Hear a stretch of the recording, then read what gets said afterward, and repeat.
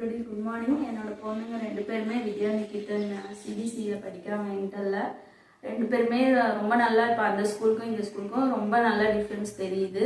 அவங்களே படிக்கிறாங்க. Morning எந்திரிக்கிறதுலேருந்து diary page வரையுமே கொஞ்சம் ரொம்ப இன்ட்ரெஸ்டடாக ஃபில் பண்ணுறாங்க. இந்த டைமிங் நோட் பண்ணுறது, அதனால கரெக்டாக ஒரு 5 மினிட்ஸ் 2 மினிட்ஸ் கூட நல்லா நோட் பண்ணுறாங்க. எந்திரிச்சு அவங்க நான் என்கிட்ட எந்த டவுட்ஸுமே கேட்கறதில்ல. அவங்களாம் எந்திரிச்சு படிக்க ஆரம்பிச்சிட்டாங்க. இம்ப்ரூவ்மெண்ட் தெரியுது. பேரண்ட்ஸ் மீட்டிங் அப்பவும் பிபிடியில் போன எக்ஸாமுக்கும் இந்த எக்ஸாமுக்கும் டிஃப்ரென்ஸ் காட்டுறப்பவே என்னோட பொண்ணுங்க எப்படி படிக்கிறாங்கன்னு எனக்கே தெரியுது. அவங்களுக்கே கொஞ்சம் டிஃப்ரென்ஸ், அவங்களையும் கூட்டிகிட்டு போகிறதுனால அவங்களுக்குமே டிஃப்ரென்ஸ் தெரியுது. முதை விட இப்போ எப்படி இருக்காங்கன்னு அவங்களுமே யோசிக்கிறாங்க. நான் இந்த டைம் இன்னும் கொஞ்சம் நல்லா பண்ணியிருக்கலாமோ அப்படின்ற யோசிக்கிற அளவுக்கு அவங்களுக்கே ஒரு மைண்ட் செட் வருது. எந்த டவுட்ஸுமே இன்ன வரைக்கும் கேட்கறது இல்லை. அவங்களே புக்கில் நோட்டில் ஆஸ்க் யுவர் டவுட்ஸ் பேஜ் இருக்கிறதுனால நோட் பண்ணி வச்சு மிஸ் கிட்ட கிளாரிட்டி பண்ணிக்கிறாங்க. டிக்ஷனரி ஒர்க்கும் பண்ணுறாங்க.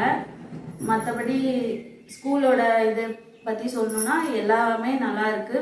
மிஸ்ஸுங்க மேம் சொல்லி கொடுக்குற இது கூட கொஞ்சம் கேட்டது புரியலன்னா மறுபடியும் கேட்குறப்ப சொல்கிறாங்க. அதனால எந்த பிரச்சனையும் இல்லை. புரியுற மாதிரி ஃபர்ஸ்ட் தமிழ்ல எக்ஸ்பிளைன் பண்ணிட்டு அதுக்கப்புறமாவும் இங்கிலீஷ்ல பண்றாங்க, டீச் பண்றாங்க அப்படின்னு சொல்றாங்க. ஏன்னா பெரிய பொண்ணை பொறுத்த வரையும் அவளுக்கு மேக்ஸ்னா சுத்தமா வராது. ஆனா இங்க வந்து மேக்ஸ் தான் அவளோட ஃபேவரட் சப்ஜெக்டா இருக்கு. மேக்ஸ் என்ன சம் கொடுத்தாலுமே போடுவேன்னு சொல்லி இப்போ 10th போறாங்க.